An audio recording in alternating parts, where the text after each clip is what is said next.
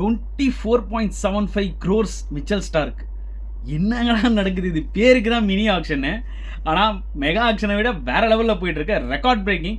அதாவது Pat Cummins தான் ரெக்கார்டை பிரேக் பண்ணாருன்னு பார்த்தா அதை ஸ்டார்க் வந்து இப்போ பிரேக் பண்ணிட்டாரு. 24.75 crores டு கேகேஆர். கேகேஆரும் ஜிடியும் போட்டு அடித்து மோதிக்கிறாங்க.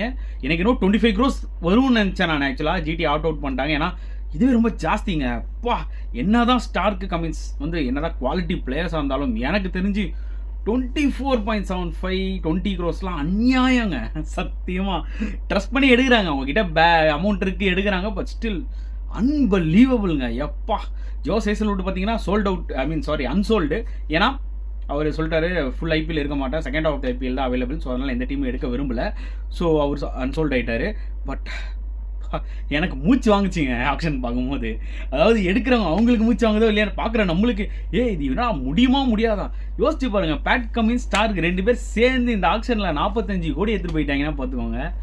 எப்பா, ஸ்டார்க்கு மட்டும் டக்குன்னு எனக்கு இன்ஜுரின்னு வந்து இறங்கிட்டாருன்னு வச்சுக்கோங்க.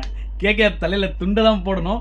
But still jokes apart, but செம்ம ஸ்ட்ராங்காக எடுத்தாங்க கேகேஆர். அண்ட் கம்பீர் பற்றி நம்மளுக்கு நல்லா தெரியும். அந்த ஒரு அடமெண்ட்டாக இருப்பார். அவர் நல்லாவே தெரிஞ்சுது இந்த ஸ்டார்க்கை எடுத்தே ஆகணும்டா அப்படின்ற மாதிரி ஒத்த காலில் நின்னார். அது ரொம்ப எவிடெண்ட்டாக தெரிஞ்சுது. என்னதான் அவங்க பர்ஸு முக்கால்வாசி காலி ஆனாலும் பரவாயில்ல, ஸ்டார்க் எடுக்கணும்னு டிசைட் பண்ணிட்டாரு. 16 பிளேயர்ஸ் தான் எடுத்திருக்காங்க. இன்னுமே நிறைய பிளேயர்ஸ் எடுக்க வேண்டியது இருக்குது கேகேஆருக்கு. ஸோ பொறுத்து வந்து பார்க்கலாம் அவங்க என்ன மாதிரி ஸ்ட்ராட்டஜி யூஸ் பண்ண போகிறாங்கன்னு சொல்லிட்டு ஃபார் ஃபர்தர் பிளேயர்ஸ். பட் டெஃபினட்டாக ஸ்டார்க் வந்து இந்த நியூஸை கேள்விப்பட்டாருன்னா முடிஞ்சிச்சுரா, இன்னும் வந்து 7 ஜென்மத்துக்கு நம்மளுக்கு காசு பிரச்சனையே கிடையாதுடா அப்படின்ற மாதிரி. அதாவது எனக்கு ஒன்று தோணுச்சுங்க. அதாவது ஆஸ்திரேலியன்ஸ் எப்போவுமே ஐபிஎல்லில் ஃபுல்லாக அவைலபிளாக இருந்தானுங்கன்னா என்ன துட்டு போவாங்கல்ல, அப்போ ஆஸ்திரேலியாவுக்கே எல்லா துட்டும் காலி ஆகிடும்னு நினைக்கிறேன்.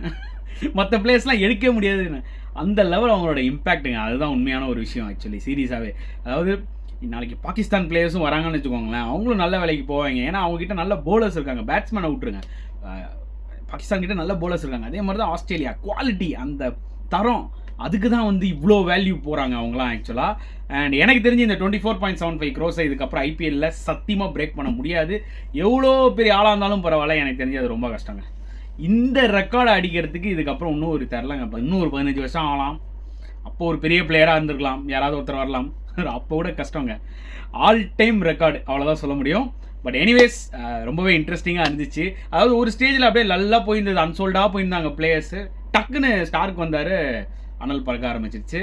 அண்ட் மும்பையும் வந்து பார்த்தீங்கன்னா லைக் கோட்ஸி வந்து ஃபஸ்ட்டு செகண்ட் செட்டில் எடுத்தாங்க. அண்ட் இப்போ வந்து தில்ஷான் மதுஷங்கா எடுத்தாங்க. அவங்க ஸ்லோவாக போகிறாங்க, ஏன்னா அவங்ககிட்ட இருக்கிற பட்ஜெட் ஏற்ற மாதிரி. அண்ட் சிஎஸ்கே வந்து பார்த்தீங்கன்னா செகண்ட் செட்டில் போன மாதிரி இந்த செட்டில் பெருசாக போகல. எஸ், இவருக்கு அல்சாரி ஜோசப்க்கு ஆக்சுவலாக போனாங்க. ஒரு பீரியடுக்கு மேலே அதுவும் ஸ்டாப் பண்ணிட்டாங்க. ஸோ மேபி இன்னும் ஃபர்தராக வேறு ஏதாவது போலர்ஸ்க்காக அவங்க எதிர்பார்த்துட்டு இருக்கலாம். அண்ட் இன்னும் போக போக வந்து பார்த்தீங்கன்னா இன்ட்ரெஸ்டிங்காக இருக்க போது. நிறைய விக்கெட் கீப்பர்ஸ் அன்சோல்டாக போயிட்டாங்க. அதான் எனக்கே ரொம்ப ஆச்சரியமாக இருந்துச்சு.